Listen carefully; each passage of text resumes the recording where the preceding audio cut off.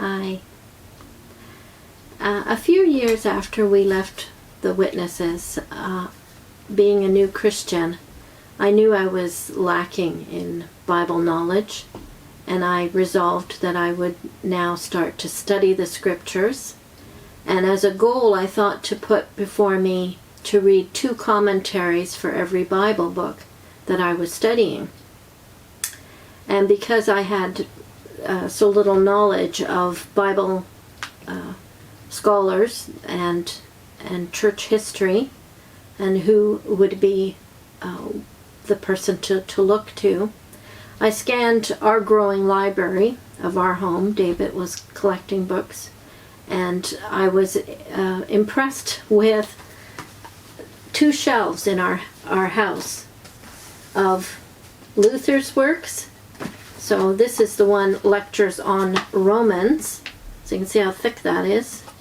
So I saw a shelf full of books, more than 20 volumes of Luther. And I also saw a shelf of books, Calvin's commentaries. This one is volume 9, which has Acts and Romans in it. Thick book as well. And we had a shelf of more than 20 of these as well. So I thought, okay, I'll start with these.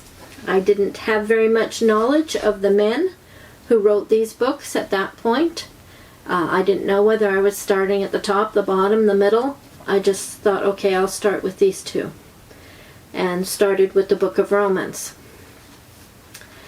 So now, in this little book that I've been reviewing of Victor Shepard's, he has a little mini bio of John Calvin. So I thought to read that today.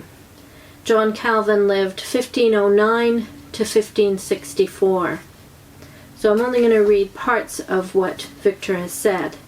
Theodore Beza, his successor in Geneva, wrote of him, "A brave spirit was the master of a feeble body." Nevertheless, Calvin persevered throughout his suffering, working even in the last, most difficult years, preaching until 8 days before his death.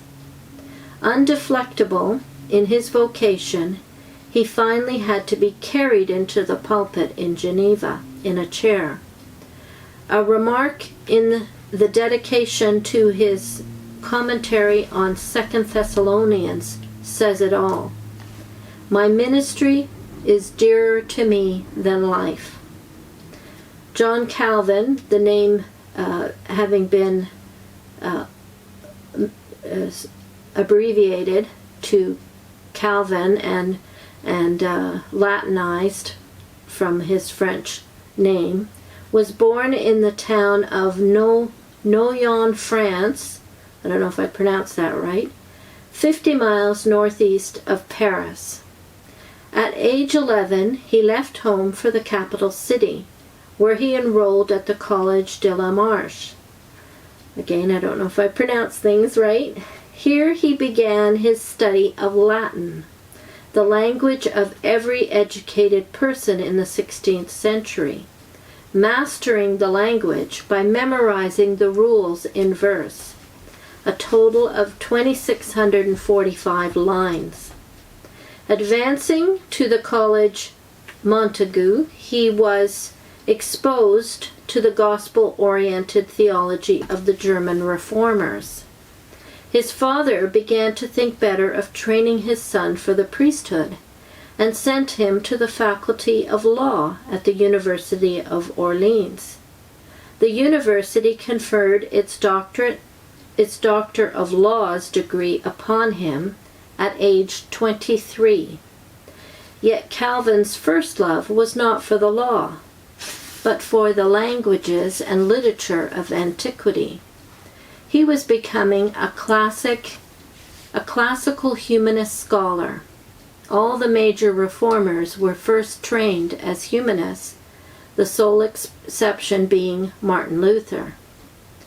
His first published work, Commentary on Seneca, was an exploration of political ethics.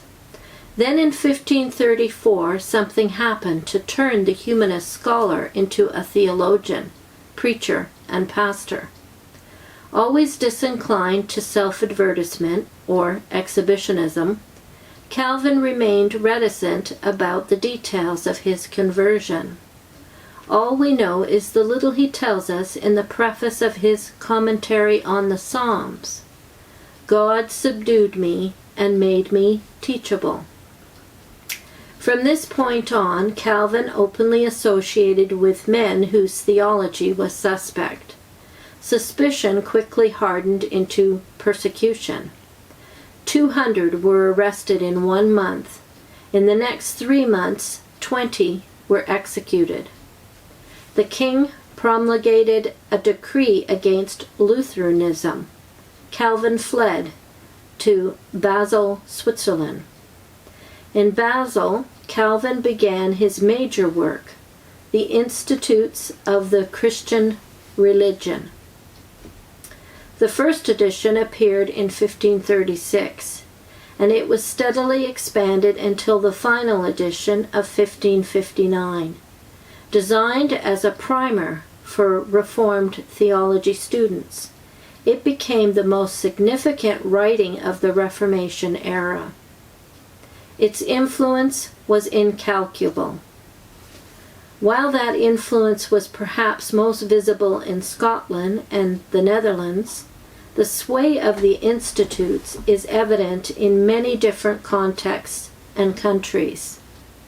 The Anglican Prayer Book, 17th century Puritanism, New England Congregationalism, and the theology of the 18th century Awakening. John Wesley said there was but a hair's breadth between him and Calvin. In 1537, he was appointed pastor of one of Geneva's churches. Although he was the leading thinker of the Reformation and its most prolific writer, he was not a university recluse who was guaranteed solitude for the purpose of research and writing. Rather, he was a pastor who had to preach every day, visit the ill, bury the dead, adjudicate congregational disputes, and counsel parishioners who had sinned notoriously. A Frenchman living in Switzerland, Calvin was suspected of being a spy in the service of the French government. Genevan mobs demonstrated outside his house, firing guns and threatening to drown him in the river. City officials allowed him 3 days to leave. He went to Strasbourg, at this time not part of France, the chief city of refuge for persecuted Protestants from France. Even though the city was largely German-speaking and his congregation small, Calvin was happy there, not least because it was in Strasbourg that he met and married his wife, Idelette de Burgh. I don't know if I pronounced that right. Now devoid of the leadership of the man it had expelled, Geneva degenerated rapidly. The city council urged him to return. Return he did and spent the rest of his life in the Swiss city. Calvin's output was immense. In addition to the Institutes, 1,700 pages, he wrote commentaries on almost all the books of the Bible, many tracts and treatises discussing important theological controversies, hundreds of sermons, 342 on Isaiah alone, and numerous letters. Every Christian, Calvin insisted, must possess a measure of doctrinal sophistication or be at the mercy of every theological ill wind. Pastors in particular must be provided with the tools needed for lifelong study in the service of the Word of God. And I would say we all need that.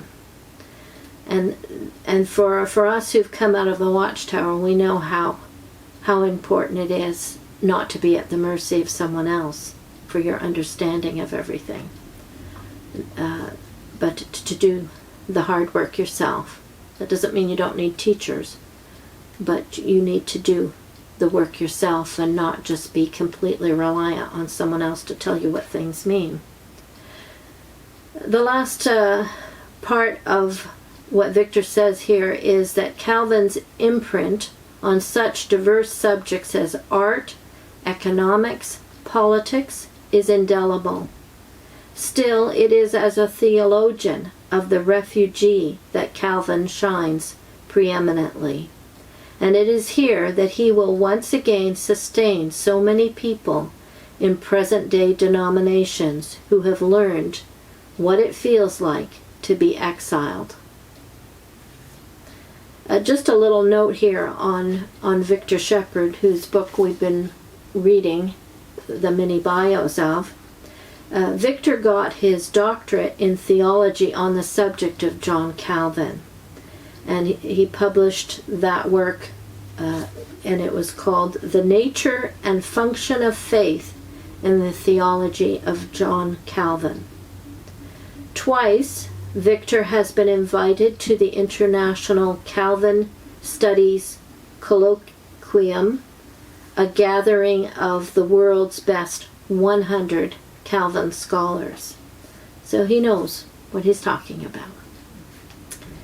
I'm going to link two videos. The first one is one that David did based on readings from James Orr, and we entitled it, Can't Christians Just Read the Bible and Forget About Theology, Doctrine, Dogma, and Creeds? So you'll be interested to see what James Orr says. And the second one is Great Reads for XJWs, Exploding Our Watchtower Prejudices.